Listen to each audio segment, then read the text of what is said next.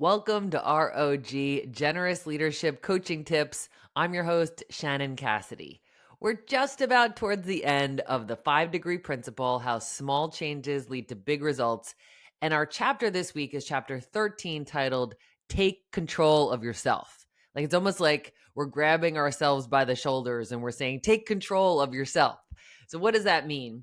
Well, the opening quote isn't one that I love anymore. So there's a bunch of things that I would edit about this book when we edit it again. But a quote that I do like is Worthiness doesn't have prerequisites from Brené Brown. It doesn't have prerequisites. Like we are worthy just because we are. And one of the things that we can get control of is our worthiness and our enoughness. But let's just look at the difference between what we don't control, what we influence, and what we do control. For those of you who have known me a while, you know that I like to use this image. If you're joining me on YouTube, you're seeing this in this on the screen, and it looks like 3 concentric circles. Kind of looks like the Target logo. And if you look at the outermost ring, in this image, it's green. We're looking here at the things that we don't control. So let's start with the bad news first. For those of us who really love control, it is helpful to compartmentalize these things and recognize what we do and don't control. So starting with the bad news, what we don't control, what would be examples of that? Think of something in your life that you have no control over.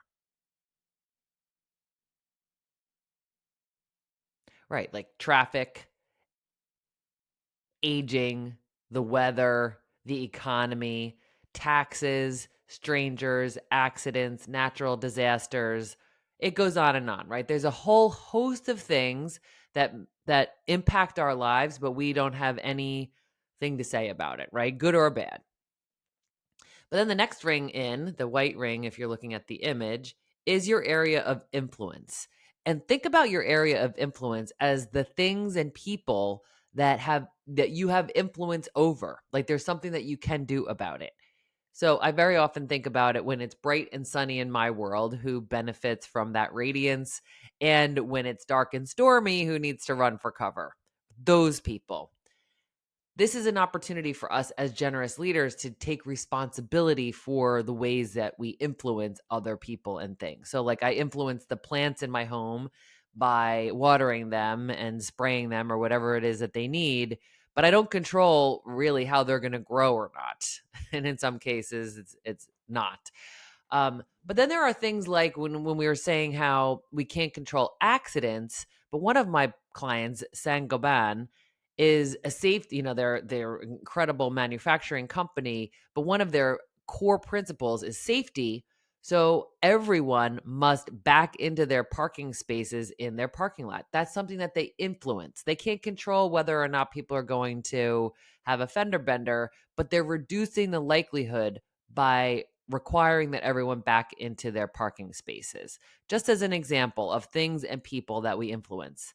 But then this center circle, right? This one in the image, it's dark navy blue and it says you. The center circle is the one thing that you have control over, and that's you. And some might argue with me on that one, and I welcome the challenge. But I believe that we control so much about ourselves that we could go on and on about it. But for the sake of expedience, well, just think to yourself, what is something that you can control about yourself? Attitude is a popular response to that question. And there's this great piece by Charles Swindoll titled Attitude. And in it, he says that life is 10% what happens to you and 90% what you do about it.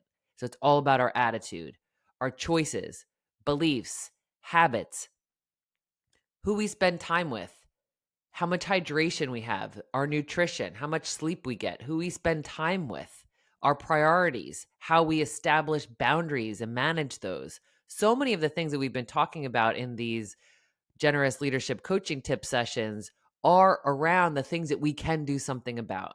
And we're just going to get more ROI, return on investment, for the time we spend in that center circle, focusing on the things that we can control instead of getting sidetracked or derailed or frustrated or depleted by all of these things that we can't. So, as generous leaders, it's critical that we distinguish between the things that we have no control over, the things that we have the privilege and responsibility to influence and how we influence them, and then to take control of the things that we must control, which are related to ourselves. So I look forward to hearing your feedback. Think about one thing in that center circle that you want to master this week, that you're just going to take ownership of and establish some healthy habits around.